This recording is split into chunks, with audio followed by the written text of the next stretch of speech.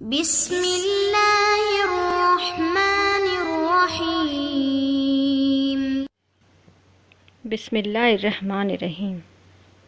تمام حمد و ثنا اللہ جل شانہ کے لیے، اور صلاۃ و سلام ہو اس کے آخری نبی حضرت محمد رسول اللہ صلی اللہ علیہ وسلم پر، ان کی آل پر اور ان کے جملہ اصحاب پر، جو سب کے سب اہل مغفرت اور اہل رضوان ہیں۔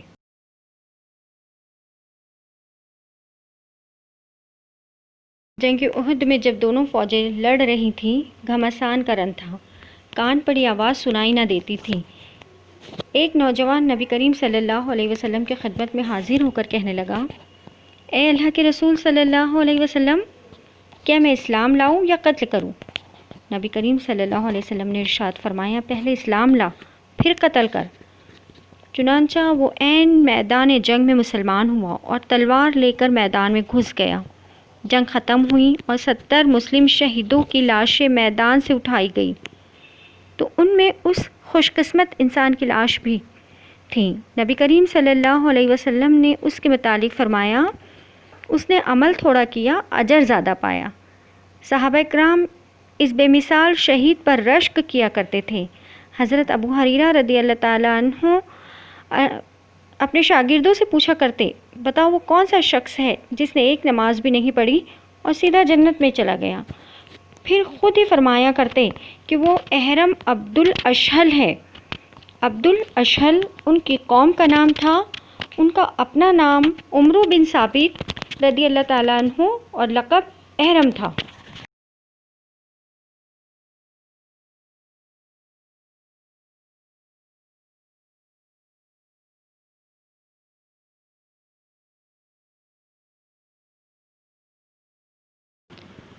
عاصم بن ثابت رضی اللہ تعالیٰ عنہ انصاری بڑے بہادر صحابی تھے۔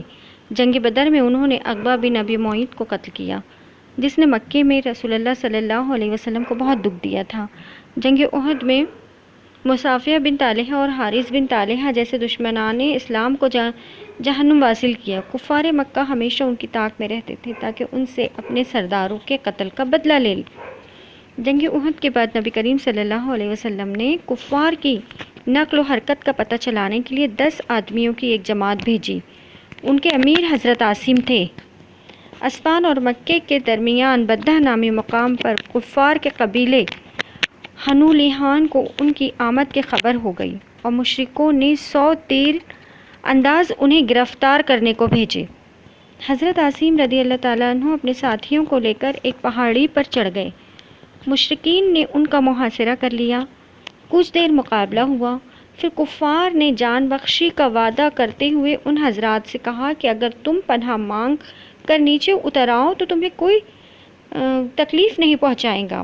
عاصم رضی اللہ تعالیٰ عنہ نے پکار کر کہا کہ میں کسی کافر کی پناہ میں آنا نہیں چاہتا، میرے لیے اللہ کی امان کافی ہے۔ اے اللہ، اپنے رسول کریم صلی اللہ علیہ وسلم کو ہمارے حال کی خبر کر دے۔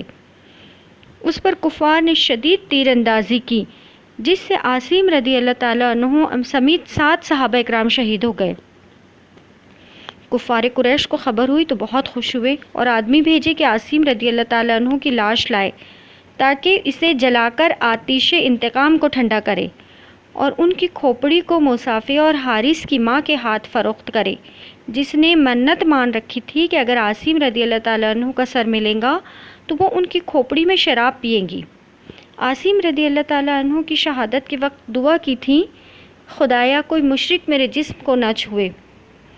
غرض کفار کے بھیجے ہوئے آدمی ان کی لاش لینے آئے، لیکن شہد کی مکھیاں اس کثرت سے وہاں پائی گئی اور انہوں نے ان لوگوں کو اتنا پریشان کیا کہ مقصد میں کامیابی نہ ہوئی۔